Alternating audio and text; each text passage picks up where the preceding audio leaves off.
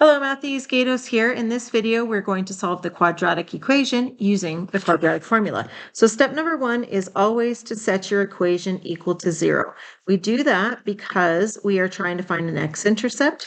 And when I have an x-intercept, the y value is 0. So now that I've done that, I can go and look at my quadratic formula, which is x equals negative b plus minus the square root of b squared minus 4ac all over 2a.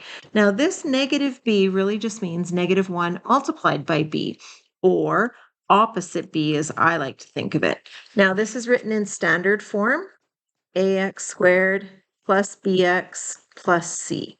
So you can see lining everything up that a is 6, b is positive 4, and c, the lonely number, y-intercept, constant value without a variable, is negative 1. So let's apply that into our formula. So here, negative b, negative 1 times b, negative 1 times 4 would be negative 4, or you can just think of it as opposite b. So here b is positive 4, opposite would be negative 4. Plus or minus the root of b squared minus 4 times a times c, all over 2a. So let's continue simplifying this.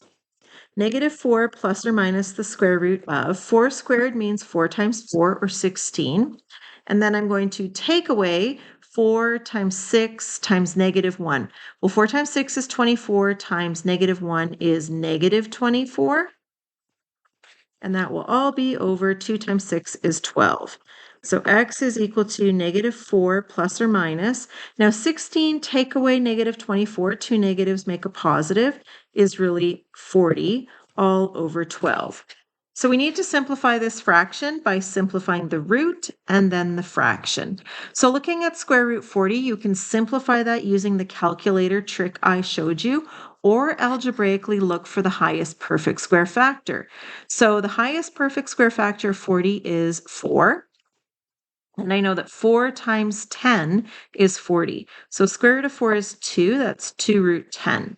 So now that I have it simplified back into my fraction, I have negative 4 plus or minus 2 root 10 all over 12. So we've simplified the root, but now we need to look at the fractions. So we love our fractions, but we want all of our numbers to be in lowest terms.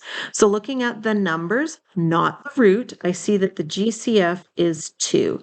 So negative 4 divided by 2, negative 2, plus or minus 2 root 10 divided by 2, root 10, all over 12 divided by 2 is 6. So my final answer in lowest terms, x is equal to negative 2 plus or minus the root of 10 all over 6.